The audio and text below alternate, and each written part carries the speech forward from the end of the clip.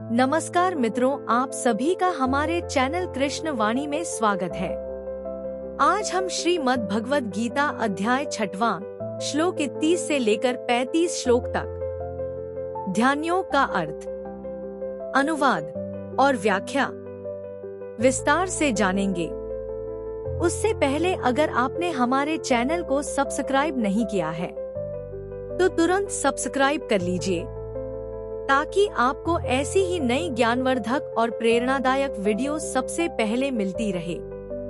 और वीडियो को लाइक कीजिए और कमेंट में जय श्री राधे कृष्ण अवश्य लिखें ताकि श्री कृष्ण की कृपा आप सभी पर हमेशा बनी रहे। तो चलिए इस महत्वपूर्ण ज्ञानमयी यात्रा की ओर आगे बढ़ते हैं। श्लोक 31। सर्वभूतस्थितं यो मां भजत्येकत्वमास्थिता सर्वथा वर्तमानोपि स योगी मयि वर्तते। भावार्थ, जो योगी मुझे तथा परमात्मा को अभिन्न जानते हुए परमात्मा की भक्ति पूर्वक सेवा करता है वह हर प्रकार से मुझ में सदैव स्थित रहता है। तात्पर्य, जो योगी परमात्मा का ध्यान करता है वह अपने अंतःकरण में चतुर्भुज विष्णु का दर्शन कृष्ण के पूर्ण रूप में शंख, चक्र, गदा तथा कमल पुष्प धारण किए करता है। योगी को यह जानना चाहिए कि विष्णु कृष्ण से भिन्न नहीं है। परमात्मा रूप में कृष्ण जनवरी से जनवरी के हृदय में स्थित है। यही नहीं, असंख्य जीवों के हृदयों में स्थित असंख्य परमात्माओं में कोई अंतर नहीं है। नहीं कृष्ण की दिव्य प्रेमा भक्ति में निरंतर व्यस्त व्यक्ति तथा परमात्मा के ध्यान में निरत एक पूर्ण योगी के बीच कोई अंतर है। कृष्ण भावनामृत में योगी सदैव कृष्ण में ही स्थित रहता है, भले ही भौतिक जगत में वह विभिन्न कार्यों में व्यस्त क्यों न हो। इसकी पुष्टि श्रील रूप गोस्वामी कृत भक्तिरसामृत सिंधु में हुई है। निखिलास्व्यवस्थासु जीवन मुक्तः स उच्यते। कृष्ण भावनामृत में रत रहने वाला भगवत भक्त स्वतः मुक्त हो जाता है। नारद पंचरात्र में इसकी पुष्टि इस प्रकार हुई है। दिक्कालाद्यन्वच्छिन्ने कृष्णे चेतो विधाय च तन्मयो भवति क्षिप्रन् जीवो ब्रह्मणि योजेत। देशकाल से अतीत तथा सर्वव्यापी श्री कृष्ण के दिव्य रूप में ध्यान एकाग्र करने से मनुष्य कृष्ण के चिंतन में तन्मय हो जाता है और तब उनके दिव्य सानिध्य की सुखी अवस्था को प्राप्त होता है। योगाभ्यास में समाधि की सर्वोच्च अवस्था कृष्ण भावनामृत है। केवल इस ज्ञान से कि कृष्ण प्रत्येक जन के हृदय में परमात्मा रूप में उपस्थित है, योगी निर्दोष हो जाता है। वेदों में गोपालतापनी उपनिषद भगवान की इस अचिंत्य शक्ति की पुष्टि इस प्रकार होती है। एकोपि सन बहुधा योवभाति। यद्यपि भगवान एक है किंतु वह जितने सारे हृदय हैं उनमें उपस्थित रहता है। इसी प्रकार स्मृति शास्त्र का कथन है, विष्णु एक है फिर भी वे सर्वव्यापी हैं। एक रूप होते हुए भी वे अपनी अचिंत्य शक्ति से सर्वत्र उपस्थित रहते हैं। जिस प्रकार सूर्य एक ही समय अनेक स्थानों में दिखता है। श्लोक 32। आत्मोपमेन सर्वत्र समं पश्यति योर्जुन सुखं वा यदि वा दुःखं स योगी परमो मता। भावार्थ, हे अर्जुन, वह पूर्ण योगी है जो अपनी तुलना से समस्त प्राणियों की उनके सुखों तथा दुखों में वास्तविक समानता का दर्शन करता है। तात्पर्य, कृष्ण भावनाभावित व्यक्ति पूर्ण योगी होता है। वह अपने व्यक्तिगत अनुभव से प्रत्येक प्राणी के सुख तथा दुख से अवगत होता है। जीव के दुख का कारण ईश्वर से अपने संबंध का विस्मरण होना है। सुख का कारण कृष्ण को मनुष्यों के समस्त कार्यों का परम भोक्ता, समस्त भूमि तथा लोकों का स्वामी एवं समस्त जीवों का परम हितैषी मित्र समझना है। पूर्ण योगी यह जानता है कि भौतिक प्रकृति के गुणों से प्रभावित बद्धजीव कृष्ण से अपने संबंध को भूल जाने के कारण 3 प्रकार के तापों, दुखों को भोगता है और चूंकि कृष्ण भावनाभावित व्यक्ति सुखी होता है इसीलिए वह कृष्ण ज्ञान को सर्वत्र वितरित कर देना चाहता है। चूंकि पूर्ण योगी कृष्ण भावनाभावित बनने के महत्व को घोषित करता चलता है, अतः वह विश्व का सर्वश्रेष्ठ उपकारी एवं भगवान का प्रियतम सेवक है। न च तस्मान मनुष्येषु कश्चिन्मे प्रियकृतमा। दूसरे शब्दों में, भगवत भक्त सदैव जीवों के कल्याण को देखता है और इस तरह वह प्रत्येक प्राणी का सखा होता है। वह सर्वश्रेष्ठ योगी है क्योंकि वह स्वतः सुखाय सिद्धि नहीं चाहता, अपितु अन्यों के लिए भी चाहता है। वह अपने मित्र जीवों से द्वेष नहीं करता। यही है वह अंतर जो एक भगवत भक्त तथा आत्मोन्नति में ही रुचि वाले योगी में होता है। जो योगी पूर्ण रूप से ध्यान धरने के लिए एकांत स्थान में चला जाता है, वह उतना पूर्ण नहीं होता जितना कि वह भक्त जो प्रत्येक व्यक्ति को कृष्ण भावनाभावित बनाने का प्रयास करता रहता है। श्लोक 33। अर्जुन उवाच योऽयं योगस्त्वया प्रोक्तः साम्येन मधुसूदन एतस्याः न पश्यामि चंचलत्वात् स्थिति स्थिराम। भावार्थ। अर्जुन ने कहा, हे मधुसूदन, आपने जिस योग पद्धति का संक्षेप में वर्णन किया है वह मेरे लिए अव्यावहारिक तथा असहनीय है, क्योंकि मन चंचल तथा अस्थिर है। तात्पर्य। कृष्ण भावनाभावित व्यक्ति पूर्ण योगी होता है। वह अपने व्यक्तिगत अनुभव से प्रत्येक प्राणी के सुख तथा दुख से अवगत होता है। जीव के दुख का कारण ईश्वर से अपने संबंध का विस्मरण होना है।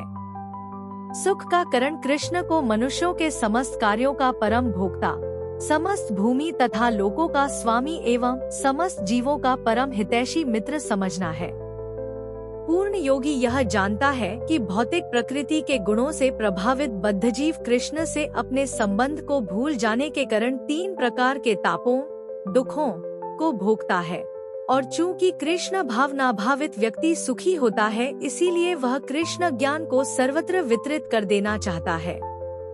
चूंकि पूर्ण योगी कृष्ण भावनाभावित बनने के महत्व को घोषित करता चलता है, अतः वह विश्व का सर्वश्रेष्ठ उपकारी एवं भगवान का प्रियतम सेवक है।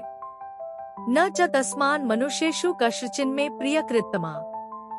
दूसरे शब्दों में, भगवत भक्त सदैव जीवों के कल्याण को देखता है और इस तरह वह प्रत्येक प्राणी का सखा होता है।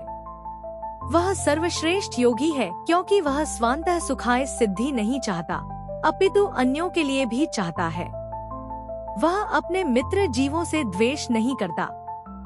यही है वह अंतर जो एक भगवत भक्त तथा आत्मोन्नति में ही रुचि वाले योगी में होता है। जो योगी पूर्ण रूप से ध्यान धरने के लिए एकांत स्थान में चला जाता है, वह उतना पूर्ण नहीं होता जितना कि वह भक्त जो प्रत्येक व्यक्ति को कृष्ण भावनाभावित बनाने का प्रयास करता रहता है। श्लोक 34। चंचलन ही मनः कृष्ण प्रमाथि बलवदृढ़म् तस्याह निग्रह मन्ये वायोरिव सुदुष्करम।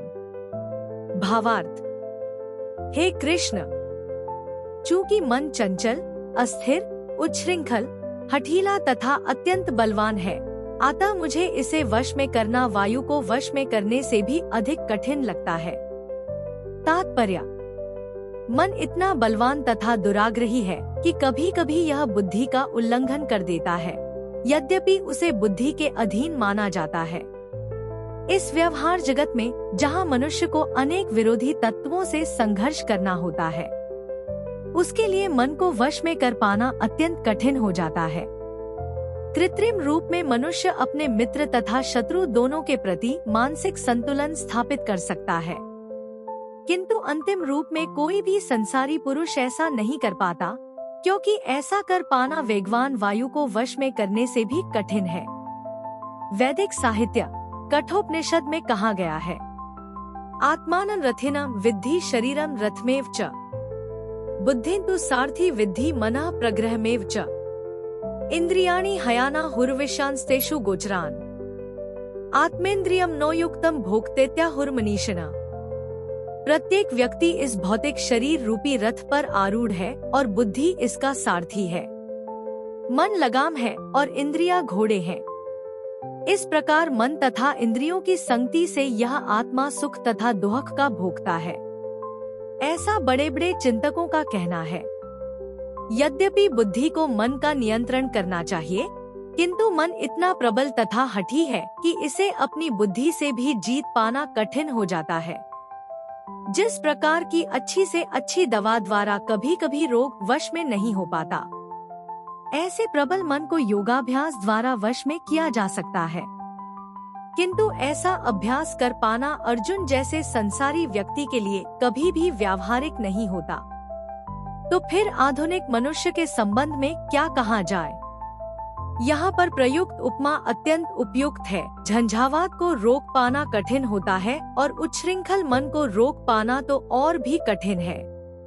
मन को वहस में रखने का सरलतम उपाय जिसे भगवान चैतन्य ने सुझाया है यह है कि समस्त दैन्यता के साथ मोक्ष ले लिए हरे कृष्ण महामंत्र का कीर्तन किया जाए। विधि यह है, स वै मनः कृष्ण पदारविंदयोः। मनुष्य को चाहिए कि वह अपने मन को पूर्णतया कृष्ण में लगाए, तभी मन को विचलित करने के लिए अन्य व्यस्तताएं शेष नहीं रह जाएंगी। श्लोक 35। श्री भगवानुवाच असंशय महाबाहो मनो दुर्निग्रहे चलम अभ्यासेन तु कौन्तेय वैराग्येन च गृह्यते। भावार्थ, भगवान श्री कृष्ण ने कहा, हे महाबाहो कुंती पुत्र, निस्संदेह चंचल मन को वश में करना अत्यंत कठिन है, किंतु उपयुक्त अभ्यास द्वारा तथा विरक्ति द्वारा ऐसा संभव है।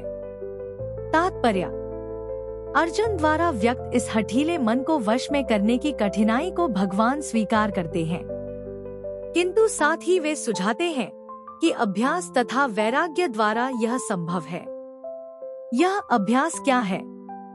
वर्तमान युग में तीर्थवास, परमात्मा का ध्यान, मन तथा इंद्रियों का निग्रह, ब्रह्मचर्य पालन, एकांतवास आदि कठोर विधि विधानों का पालन कर पाना संभव नहीं है, किंतु कृष्ण भावनामृत के अभ्यास से मनुष्य भगवान की नवधा भक्ति का आचरण करता है। ऐसी भक्ति का प्रथम अंग है कृष्ण के विषय में श्रवण करना। मन को समस्त प्रकार की दुश्चिंताओं से शुद्ध करने के लिए यह परम शक्तिशाली एवं दिव्य विधि है। कृष्ण के विषय में जितना ही अधिक श्रवण किया जाता है, उतना ही मनुष्य उन वस्तुओं के प्रति अनासक्त होता है जो मन को कृष्ण से दूर ले जाने वाली है। मन को उन सारे कार्यों से विरक्त कर लेने पर, जिनसे कृष्ण का कोई संबंध नहीं है, मनुष्य सुगमतापूर्वक वैराग्य सीख सकता है। वैराग्य का अर्थ है पदार्थ से विरक्ति और मन का आत्मा में प्रवृत्त होना। निर्विशेष आध्यात्मिक विरक्ति कृष्ण के कार्यकलापों में मन को लगाने की अपेक्षा अधिक कठिन है। यह व्यावहारिक है, क्योंकि कृष्ण के विषय में श्रवण करने से मनुष्य स्वतः परमात्मा के प्रति आसक्त हो जाता है। यह आसक्ति परेशानुभूति या आध्यात्मिक तुष्टि कहलाती है। यह वैसे ही है जिस तरह भोजन के प्रत्येक कौर से भूखे को तुष्टि प्राप्त होती है। भूख लगने पर मनुष्य जितना अधिक खाता जाता है, उतनी ही अधिक तुष्टि और शक्ति मिलती जाती है। इसी प्रकार भक्ति संपन्न करने से दिव्य तुष्टि और शक्ति उसे मिलती जाती है, क्योंकि मन भौतिक वस्तुओं से विरक्त हो जाता है। यह कुछ वैसा ही है जैसे कुशल उपचार तथा सुपथ्य द्वारा रोग का इलाज। अतः भगवान कृष्ण के कार्यकलापों का श्रवण उन्मत्त मन का कुशल उपचार है, और कृष्ण को अर्पित भोजन ग्रहण करना रोगी के लिए उपयुक्त पथ्य है। यह उपचार ही कृष्ण भावनामृत की विधि है।